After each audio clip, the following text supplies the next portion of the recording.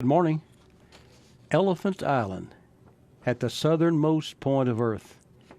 Maybe you've never heard of it, but what a story it tells. It served as a refuge for Sir Ernest Shackleton and his exploration crew in the year 1916. Following the loss of their ship, Endurance, the 28 exhausted men reached Elephant Island after a harrowing ordeal on drifting ice floes.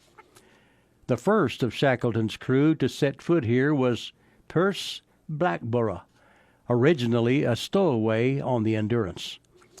Blackborough, being the youngest crew member, Shackleton commanded that he make the first landfall on Elephant Island.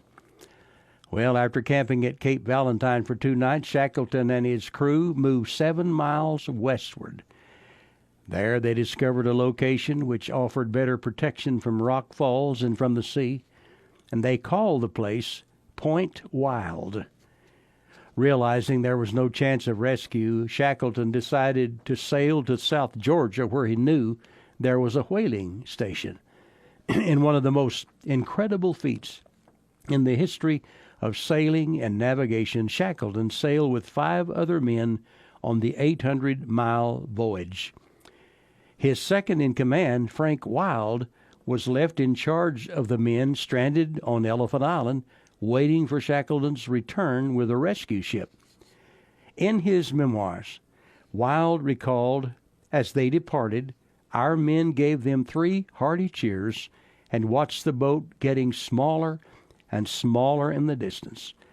Then, seeing some of the party in tears, I immediately set them all to work, and there was much work for the stranded men to do. Because the island had no natural source of shelter, they constructed a shack and wind blocks from their remaining 2 lifeboats and pieces of canvas tents. Blubber lamps were used for lighting, and that's how it was for the next 4 months or so. As a group of men hoped against hope they would survive. But then one day, a tiny speck appeared out of the icy waters, and amazingly, that speck started getting larger and larger and larger. And then a voice rang out, a voice recognized as that of the skipper, Ernest Shackleton, crying out, "Are you all well?" Happy day, oh happy day. Now, I've never been stranded on an island without any hope of rescue, but I know what it's like to be without hope. Lost, lost, lost, headed for eternity without God and without hope. I couldn't get to God, but thankfully he came to me.